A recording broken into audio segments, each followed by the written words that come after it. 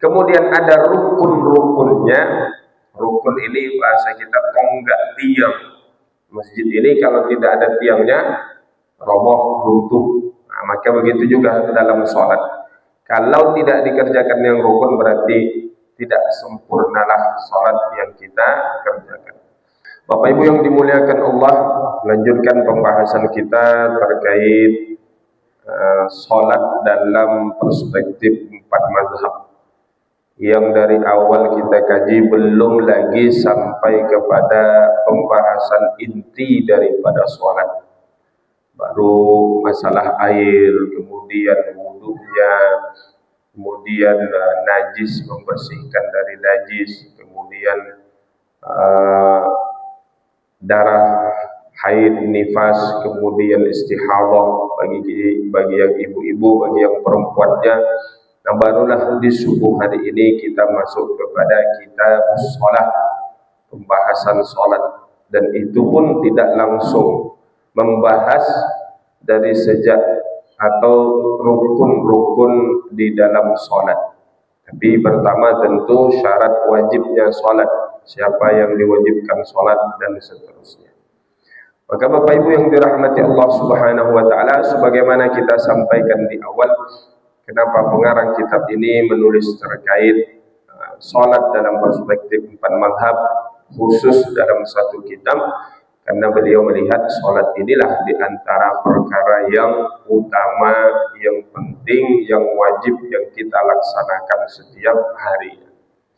Maka Al-Imam Al-Ghazali rahimahullah ta'ala pun dalam kitabnya Al-Arba'in fi Usuluddin, 40 poin pokok dasar dalam agama kita, di bahagian keduanya terkait al-a'mal al-zahirah, amalan-amalan zahir, beliau pun menyebutkan 10 poin, di antaranya salat.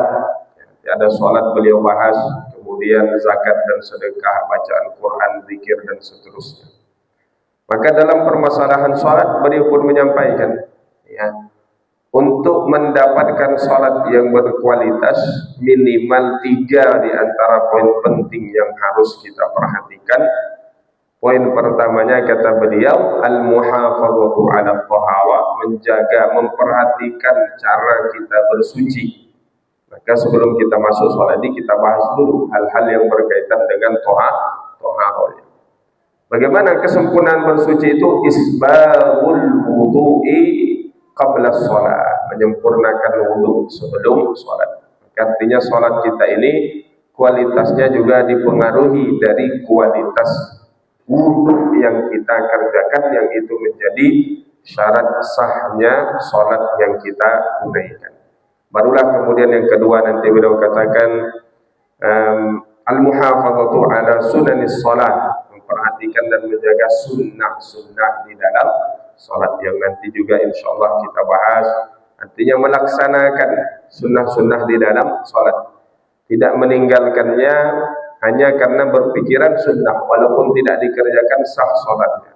Kita akan kehilangan banyak pahala, kebaikan, apatah lagi di setiap rangkaian di dalam sholat itu, termasuk juga dalam wudhunya, sunnah-sunnahnya, zikir-zikir bacaannya, ada sirrun minal asrar, ada rahasia Allah Subhanahu wa ta'ala.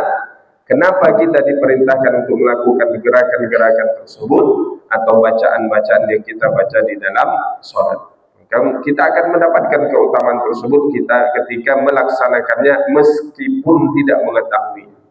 Artinya tidak tahu ini apa hikmahnya kita membaca ini dan seterusnya. Tapi kalau diamalkan, dilaksanakan, insya Allah tetap mendapatkan keutamaan tersebut. Nah, yang ketiga kata beliau, al-muhafadzatu ala ruhis shalah, menjaga ruh salat itu sendiri, wa hiya al-ikhlasu wa hudurul qalb, yakni ikhlas, kita jaga ibadah kita terutama salat ini hanya karena Allah, kemudian juga menghadirkan hati kita di dalam salat. Artinya ketika salat pikiran tidak kemana-mana. Apatah lagi penting juga memahami setiap bacaan yang kita baca di dalam salat, makna daripada Al-Fatihah, kemudian zikir-zikir subhana rabbiyal azim wa bihamdi dan seterusnya. Kenapa kita perlu memahami maknanya? Agar nanti kita dapat meresapinya, kemudian dikuatkan dengan hati kita. Begitu kita membacanya, kemudian diresapi dalam hati kita, sehingga ketika kita takbir di dalam salat, Allahu Akbar, Allah Maha Besar, tidak ada kita yakini di dalam hati kita yang lebih besar daripada Allah Subhanahu wa ta'ala. Begitu rukuk kita, benar-benar kita memposisikan ini, kita merendahkan diri di hadapan Allah Subhanahu wa ta'ala. Begitu juga dalam sujud kita. Nah, Bapak Ibu yang dirahmati Allah Subhanahu wa ta'ala, Kitabus Shalah, pembahasan terkait salat. Nah, maka pengarang kitab ini mengatakan as-salatu ibadatun tatadammanu aqwalan wa af'alan makhsusatan muftatahatan bitakbir. Salat itu diantara definisinya adalah suatu ibadah yang di dalamnya ada ucapan dan ada perbuatan yang khusus, dimulai dari takbiratul ihram wa muftatamatun bitaslim, kemudian ditutup dengan salam. Maka di dalam salat nanti ada rukun qaulinya, ada rukun fi'linya. Artinya ada ucapan ataupun ada bacaan yang mesti kita baca di dalam salat. Tidak boleh tidak. Kalau tidak dibaca maka tidak sah salat yang kita kerjakan. Nah, ini pentingnya kita ngaji, pentingnya kita duduk di majelis ilmu atau membaca, agar kita bisa membedakan mana yang rukun, mana yang sunnah. Khawatirnya yang rukun kita anggap sunnah, sehingga suatu waktu kita tinggalkan, tidak sah salat kita. Nah, bermasalah jadinya nanti. Maka ada rukun qauli yang dibaca, diucapkan di dalam salat, ada rukun fi'li yang dikerjakan atau dilakukan gerakan-gerakan di dalam salat. Yang nanti insyaallah akan kita jelaskan. Nah, ada juga disebut dengan rukun qalbi, rukun yang itu dilakukan oleh hati kita, yaitu satu saja, niat. Karena an-niyat mahalluhu al-qalb atau mahalluha al-qalb. Niat itu tempatnya ada di dalam hati. Maka sering diulang-ulang oleh guru-guru kita, masyayikh kita, yang kita lafazkan sebelum salat atau sebelum takbir itu belum termasuk dalam kategori ini niat. Niat itu ketika kita takbiratul ihram. Tapi kenapa dilafazkan, dianjurkan, disunnahkan? Untuk membantu hati kita. Begitu takbir nanti, diharapkan apa yang kita baca sebelum takbiratul ihram itu pula terbesit di dalam hati kita. Maka kita harus paham arti. Kalau kita membacanya dalam bahasa Arabnya, usolli fardhu subhi raka'ataini mustaqbilal qiblati ma'muman lillahi ta'ala Allah. Maka diharapkan itu hadir di dalam hati kita. Nanti tentu dijelaskan lebih detail lagi ketika sudah sampai pada pembahasan niat ini. Kemudian walis salati syurutu wujubin wa syurutu sihhatin. Maka salat ini ada syarat wajibnya. Artinya siapa yang sudah diwajibkan untuk salat, ada syarat sahnya. Artinya menjadi penentu juga sah tidaknya salat kita. Yang termasuk ada antaranya wudu tadi, atau bersuci tidak dalam keadaan berhadas kecil, apalagi berhadas besar. Kemudian ada rukun-rukunnya. Rukun ini bahasa kita tonggak tiang. Masjid ini kalau tidak ada tiangnya, roboh, runtuh. Nah, maka begitu juga dalam sholat. Kalau tidak dikerjakan yang rukun, berarti tidak sempurnalah sholat yang kita kerjakan. Wasunanun, ada sunnah-sunnahnya yang kalau dikerjakan berpahala, ditinggalkan tidak mengapa, sah sholat kita. Tapi diibaratkan oleh Imam Al-Ghazali dalam kitabnya kita sebut tadi, orang yang meninggalkan sunnah-sunnah sholat ini seperti orang yang diamputasi sebagian anggota tubuhnya, wal'iyazubillah, nasallallahu al-'afwa wal-'afiyah. Kita berdoa kepada Allah jauhkan dari penyakit-penyakit yang berbahaya. Artinya dia masih hidup, masih sah salatnya, tapi hilang sebahagian anggota tubuhnya, berarti tidak sempurna, kurang dari kesempurnaan. Wa mufsadat, dan ada yang merusak salat, artinya membatalkan salat.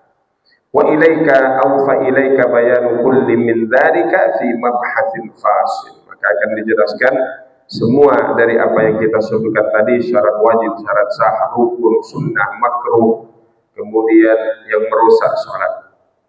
Maka syurut wujubis salat, syarat wajib salat, ini sudah biasa lazim kita mengetahuinya, maka kita tidak terlalu banyak membahasnya, nantinya tidak terlalu panjang pembahasannya. Pertama, al-Islam, artinya yang wajib salat adalah seorang muslim. Non-muslim ya tidak wajib salat. Kemudian al-aql, orang yang berakal. Kalau orang hilang akal, atau bahasa kita orang gila, ya, maka tidak juga wajib salat baginya. Kemudian al-bulugh, balik, ya, sudah sampai usia balik, ya, ada disebutkan umur untuk menentukan daripada balik ini. Ada juga bagi perempuan tentunya menjadi tanda utamanya adalah ketika sudah haid. Ketika sudah haid berarti sudah masuk dia di usia balik, ya. Kemudian biasa yang laki-laki ada menyebutkan umur sampai sudah 15 ataupun nanti sudah mimpi basah, ya, maka sudah masuk juga dalam kategori dia balik, atau nanti ada juga tanda-tanda yang lain disebutkan. Kemudian bulughud dakwah, sampainya dakwah itu kepadanya. Artinya memang ada dakwah yang sampai mengajak dia kepada Islam, dan kemudian atau bahasa saja sampai syariat kepadanya. Karena Allah Subhanahu wa taala menyatakan dalam Al-Qur'an, "Wa ma kunna mu'adzibina hatta nab'atsa rasula." Kami tidak akan sampai menyiksa, menghukum, ya, sampai datang ataupun sampai dakwah Islam kepada orang tersebut. Jadi barangkali ada orang yang tak hidup di mana hutan belantara, tak sampai dakwah kepadanya, nah berarti tidak masuk dari kewajiban dia melaksanakan sholat. An-naqa'u minal haid wan nifas, bersih daripada haid dan nifas. Artinya kalau dari keadaan haid nifas, maka tidak boleh melaksanakan sholat. Salamatul hawas, sempurna anggota tubuhnya ini, terutama penglihatan dan pendengaran. Ya. Wa dzalika kaman nasha'a asammu a'ma fa innahu la yajibu alaihi shalah. Maka orang yang dari sejak lahir buta kemudian tuli, tidak wajib baginya sholat. Kenapa tak wajib? Ya bagaimana dia mau diajarkan? Dikasih tahu dengan gerakan, dia tidak melihat. Diajarkan dengan ucapan, dia tidak mendengar. Jadi kalau ada orang yang sejak lahir tidak bisa melihat, tidak bisa mendengar, maka gugurlah kewajiban sholat baginya. Tapi kalau masih ada satu di antara dua ini, masih ada kemungkinan dia bisa melaksanakan sholat atau tidak gugur kewajibannya, karena bisa diajarkan lewat pendengarannya. Kemudian atau dia bisa melihat tak bisa mendengar, maka bisa diajarkan lewat gerakan. Tapi kalau dia tuli dan buta setelah balik, maka tetap, ya, karena dia ada kesempatan untuk belajar, artinya tetap wajib baginya. Nah, kemudian selanjutnya Bapak Ibu yang dirahmati Allah, as-shalawatul mafruḍah, salat wajib. Ini juga kita sudah mengetahuinya, subuh, zuhur, asar, maghrib, dan isya. Kemudian awqatut tahrim wa awqatul karahah, ini waktu yang tidak dibolehkan untuk salat. Ini juga biasa kita sudah mengetahuinya dari pertama adalah inda tulu'i syamsi hatta tartafi'. Waktu yang memang haram untuk salat itu, yakni maknanya salat sunnah mutlak, artinya tidak ada sebab, maka tidak boleh salat di waktu ini. Ini dari sejak terbitnya matahari sampai meninggi seukuran tombak. Jadi kalau dihitung nanti ada dua pendapat yang masyhur. Dari terbit matahari sampai meninggi itu ada yang menyebutnya 2,5 derajat, ada yang menyebut 4 derajat naiknya seukuran tombak itu. 1 derajatnya 4 menit setelah dihitung meningginya matahari itu. 1 derajat naiknya itu kurang lebih 4 menit waktunya. Sudah dihitung oleh ulama falak ya. 4 menit. Berarti kalau yang mengambil pendapat 2,5 derajat, berarti setelah terbit, misalnya waktu terbit jam 6 anggap.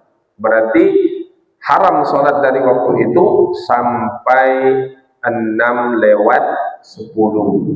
Karena yang mengambil pendapat 2,5 derajat, 1 derajatnya itu 4 menit. Kalau mengambil pendapat 4 derajat, berarti 4 derajat, berarti 4 kali 4 16 menit. Ini biasa disebut antara 10 sampai 15 menit atau 16 menit. Nah, ada pula yang menyebutkan waktunya nanti dilihat sama dengan waktu sholat maghrib hari itu. Artinya hari itu maghrib jam 6:15. Berarti dari 6:15 itu barulah boleh melaksanakan sholat sunnah mutlaknya, ataupun boleh melaksanakan sholat-sholat sunnah termasuk awal waktu duha. Nah, ini yang paling tidak bolehnya atau masuk dalam kategori tahrim. Nanti tentu banyak pendapat ya di kalangan para ulama. Ini beliau sebutkan sawa'un kana fardhan aw naflan adaan aw qadaan. Bahkan nanti misalnya ya, kalau di sini beliau mengatakan fardhan aw naflan adaan aw qadaan, salat wajib atau salat sunnah ada mananya pada waktu itu atau qada, sekalipun tidak dilaksanakan di waktu tersebut, artinya tunggu selesai. Misalnya ada orang bangun terlambat, dia bangun subuh, dia bangun pas matahari terbit, maka dia menunggu dulu ya sampai sudah meninggi tadi seukuran tombak, 6 ditambah 10 menit atau 15 atau 16 menit, barulah dia melaksanakan sholat tersebut.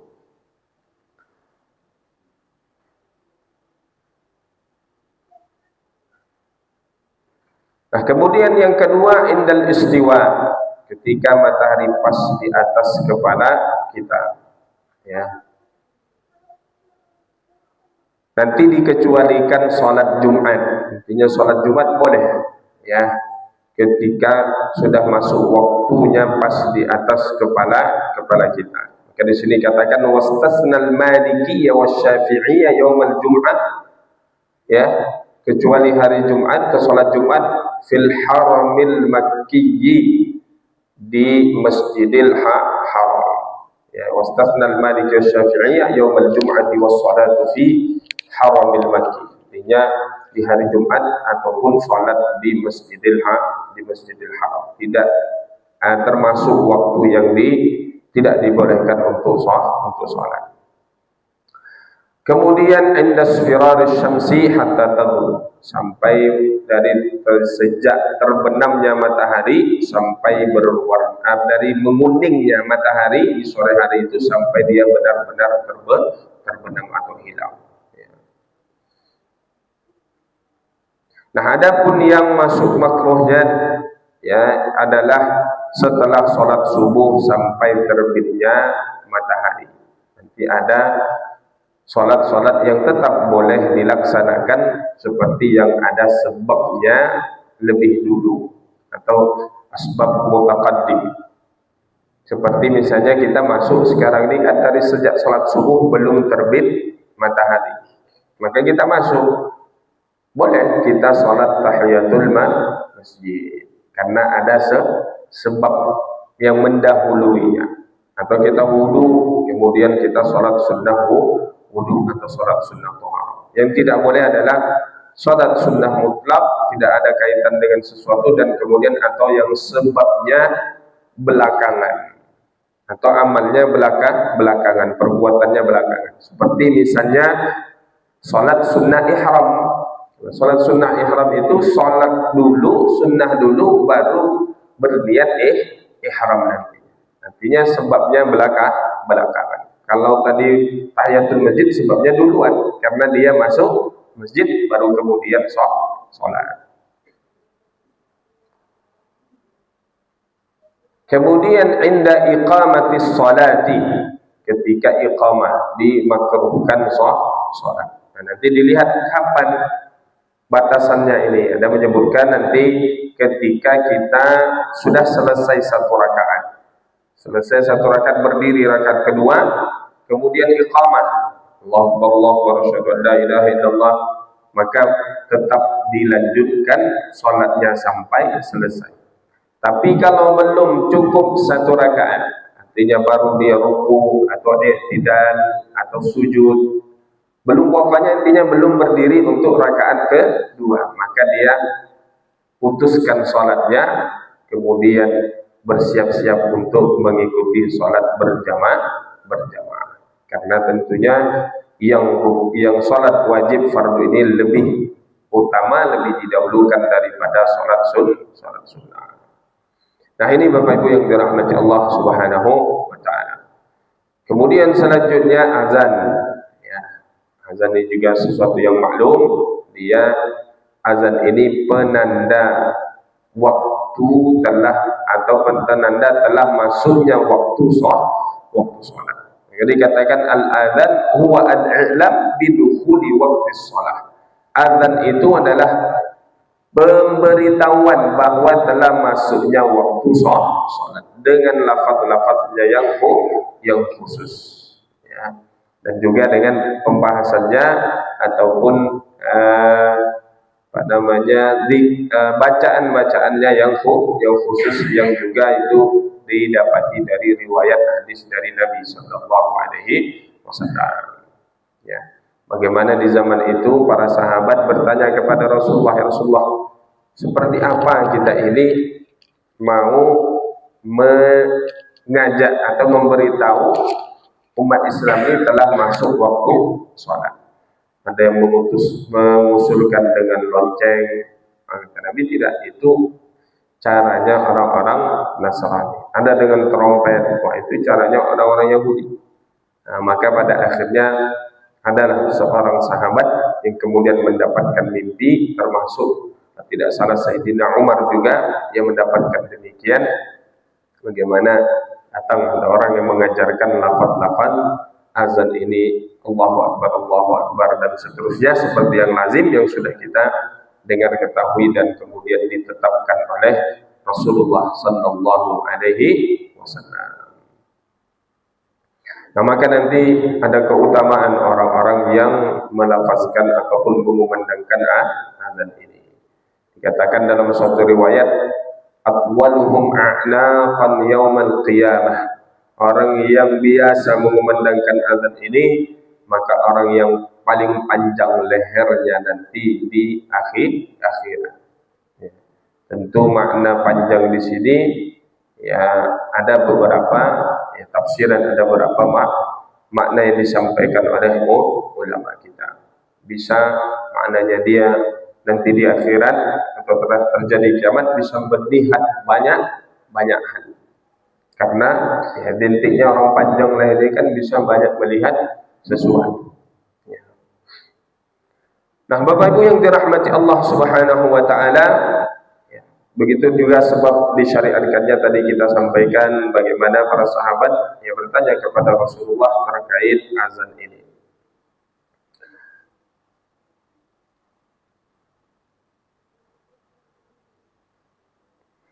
Nah, mungkin sedikit yang perlu kita sampaikan sunanul adzan, ya, sunnah-sunnah di dalam adzan ini. Jadi ada juga sunnah-sunnahnya di dalam adzan ini, apa yang baik untuk kemudian dapat kita amalkan ketika kita mengumandangkan adzan. Pertama, ayyakuna al-muadzinu mutatahhiran minal hadatsaini. Hendaknya muadzin ini tidak dalam keadaan berhadas kecil maupun berhadas besar. Kenapa disunahkan di kaunihi dzikran lillah? Karena lafaz adzan ini termasuk lafaz zikir. Ya, Allahu Akbar, Allahu Akbar, asyhadu an la ilaha illallah, seterusnya. Artinya tetap boleh saja ya orang sebelum berwudu dia kemudian azan. Tapi lebih dianjurkan dia dalam keadaan berwudu. Kemudian ayyakuna husnas sauti murtafi'ah, suaranya bagus dan kemudian suaranya lantang.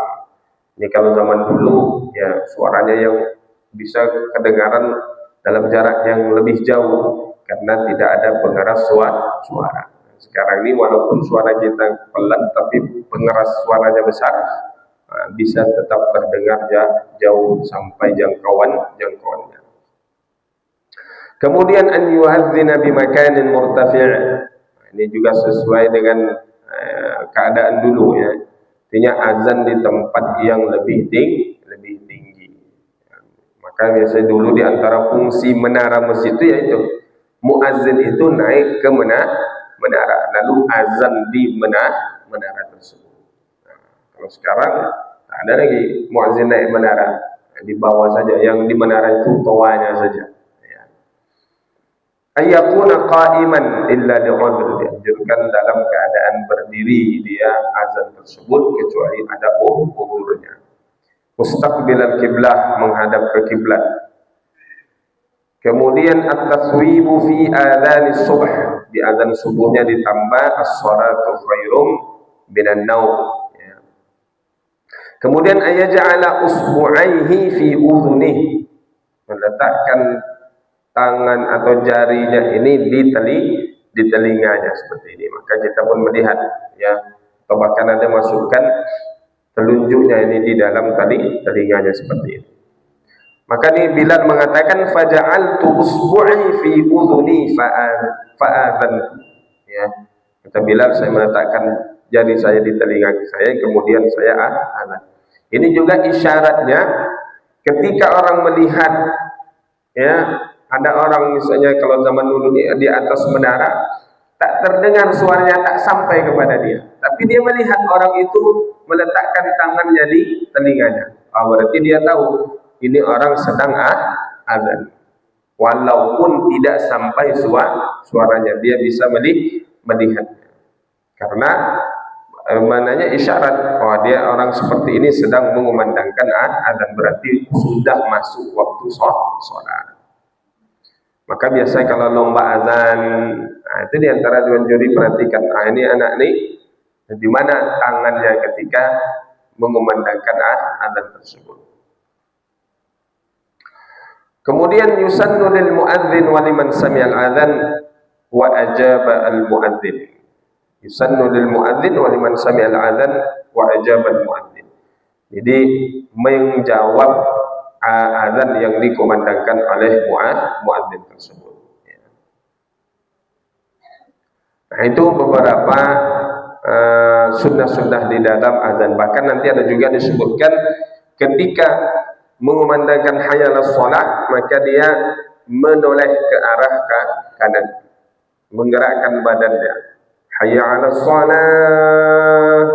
Nanti bagian hayya 'alal falah dia mengarah ke sebelah kiri. Nah, itu juga seperti yang kita sebutkan tadi, isyarat. Kalau dia melihat ada orang seperti itu. Kenapa di zaman dulu tujuannya, fungsinya adalah biar suaranya itu lebih menyebar. Kan dia menghadap ke kiblat. Kemudian agar orang yang sebelah sana juga suaranya sampai. Nah, itu diantara tujuannya. Walaupun sekarang pakai membesar suara tetap yang menjadi bagian daripada kesunahan. Nah, ini Bapak Ibu yang dirahmati Allah Subhanahu wa taala, yang berkaitan dengan azan, kemudian juga iqamah. Ya, Artinya dua hal ini termasuk sunnah sebelum sholat. Maka nanti disebutkan walaupun kita sholat sendiri, tetap dianjurkan azan dan iqamah. Dan lebih penting juga adalah iqamah kalaupun tidak azan, karena sendiri misalnya ya kita tidak menunggu, tidak mengharap ada orang yang datang berjamaah, karena kita mau sendiri ya, maka minimal iqamah yang kita kemana. Kalaupun azan ya tidak terlalu besar, terlalu tinggi suaranya, karena tidak mengharapkan ada datang yang berjamaah bersama kita.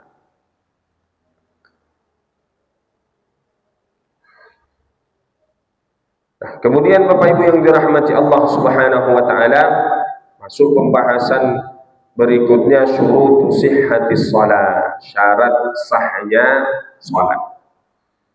Pertama, al-ilmu bidukhulil waqt, mengetahui waktu telah masuk. Nah, sekarang sudah dimudahkan. Kemudian dianggap itu sebagai sudah bagian daripada yang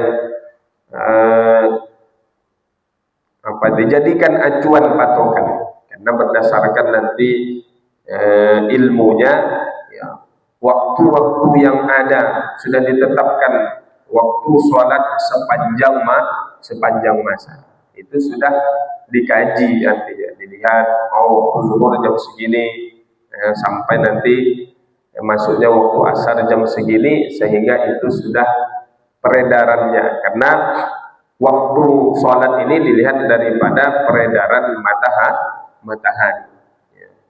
Maka disesuaikan, dilihat, dan itu berlaku untuk sepanjang tahunnya ya. Maka nanti sudah secara secara otomatis ya. Tapi muncul lagi nanti tetap ada beberapa pandangan daripada ulama kita ya.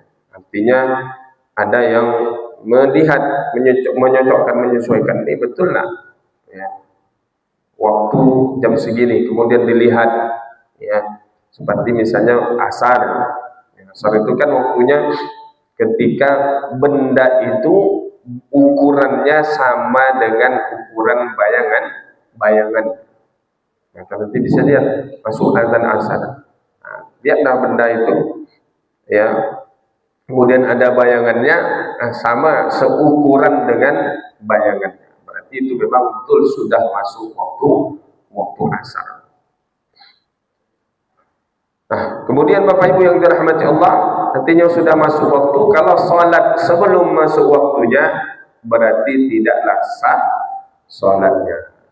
Dia ada sholat, ternyata belum masuk ya, maka nanti dia sholat lagi ya, ketika benar-benar sudah masuk waktu sholat. Sesuai dengan firman Allah, inna sholata kanat 'alal mu'minina kitaban mawquta. Kemudian at-taharatu minal hadatsainil asghar wal akbar, suci bersih daripada hadas kecil maupun hadas besar. Maka kita sebutkan tadi wudu, kalau dalam berhadas dia hadas kecil, maka wudu termasuk diantaranya syarat sahnya sholat. Bersih pakaian, tempat di sholat, dan kemudian badan dari najis.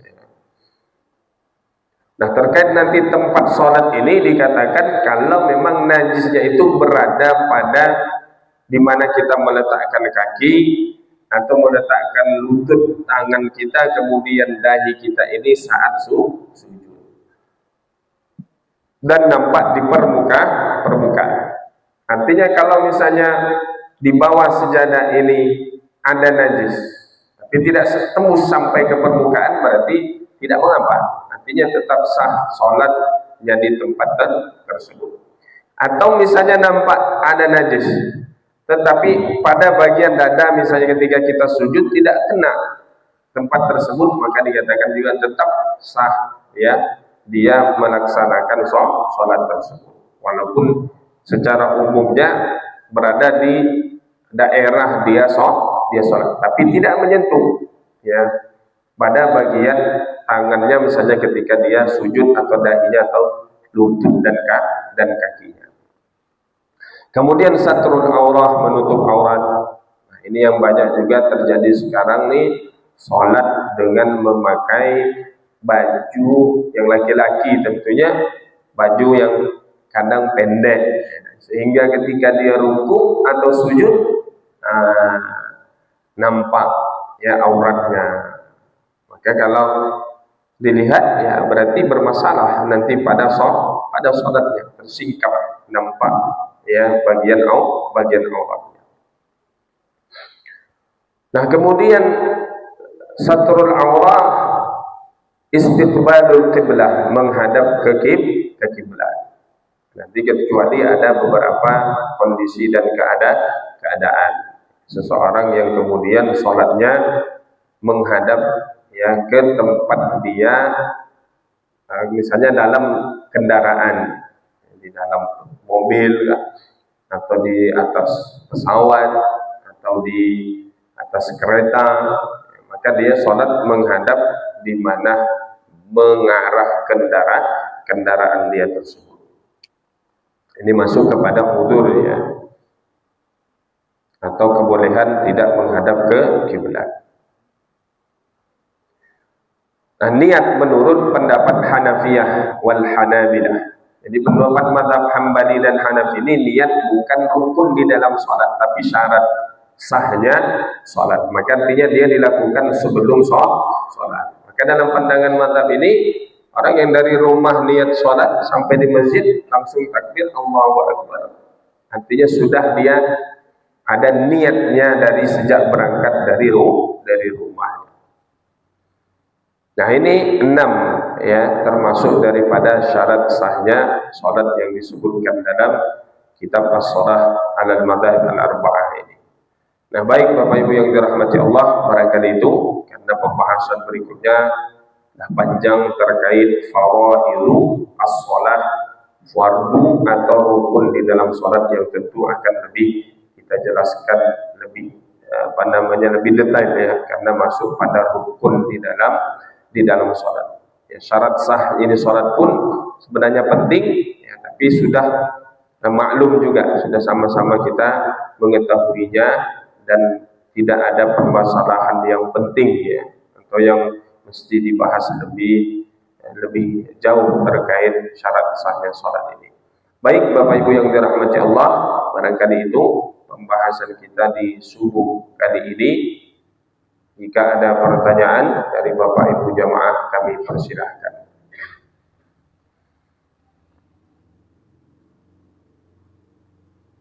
Silakan kalau ada pertanyaan dari bapak-bapak atau daripada ibu-ibu kita, mungkin masih ada ragu selama ini yang berkaitan langsung dengan tema kita, atau yang di luar tema pun tidak mengapa.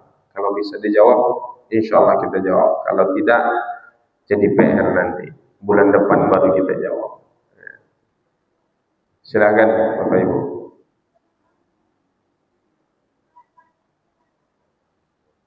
Nah, kalau sudah diam, insya Allah berarti sudah memahami, dan karena memang tidak, artinya tidak ada yang terlalu atau tidak ada yang bahasa kita yang banyak dipermasalahkan ya.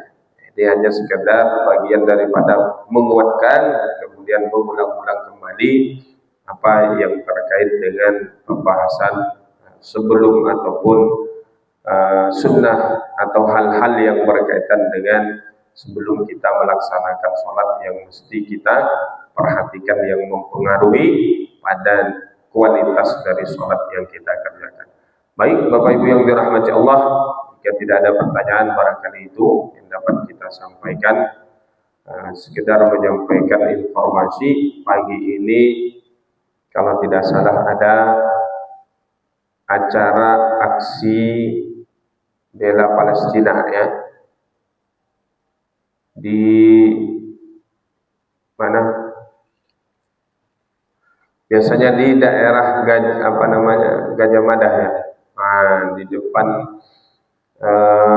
rumah dinas gubernur atau di depan Tugu Perjuangan ada aksi bela Palestina. Bagi yang punya kesempatan boleh silakan ikut hadir untuk meramaikan, yang alhamdulillah sebagaimana kita dapatkan informasi terakhir, ya, negara-negara dunia sudah mengakui akan kemerdekaan Palestina ini. Artinya sudah banyak dari negara-negara termasuk dalam PBB itu mengakui akan kemerdekaan Palestina. Tinggal kita melihat dan mengawal terus bahasanya, bagaimana agar memang benar-benar terwujud, ya, sehingga bantuan bisa masuk dan seterusnya, dan kemudian dibangun lagi, ya, daerah Palestina ini, termasuk yang paling khususnya adalah daerah Gaza, ya, yang kita meyakini insya Allah, ya, pasti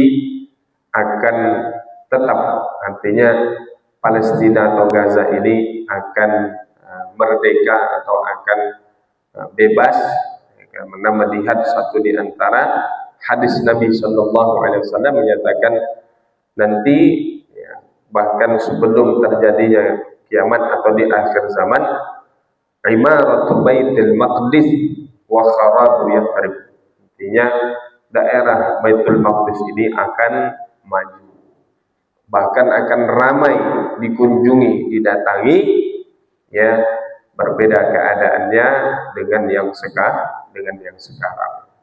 Nah, tapi itu pula kita kalau sudah merdeka Palestina ini, takutnya sudah dekat pula kiamat bisa. Ya, tak perlulah mikirkan itu, ya. Kiamat sudah dekat atau jauh, yang penting kita tetap fokus istiqomah dalam beribadah. Karena memang disebutkan dalam riwayat, ya, tidak akan terjadi kiamat sebelum orang-orang Yahudi ini, ya, hilang lenyap. Tapi kan meskipun Palestina merdeka, Israel kan tetap masih ada, artinya tidak dihancurkan atau tidak dibumi hanguskan. Baik, barangkali itu Bapak Ibu yang dirahmati Allah. Allahu a'lam bishawab, yang benar dari Allah, yang salah dari kami sendiri. Ihdinas siratal mustaqim. Allahumma ja'alna minal ladzina yastami'una al-qawla fayattabi'una ahsana. Allahumma inna nas'aluka al-huda wat-tuqa war-ridha wal-'afafa wal-ghina. Rabbana atina ma wa'adtana 'ala rusulika wa la tukhzina yawmal qiyamah. Rabbana atina fid dunya hasanah wa fil akhirati hasanah wa qina 'adzabannar. Wa sallallahu 'ala nabiyyina Muhammad wa 'ala alihi wa sahbihi ajma'in. Walhamdulillahi rabbil alamin.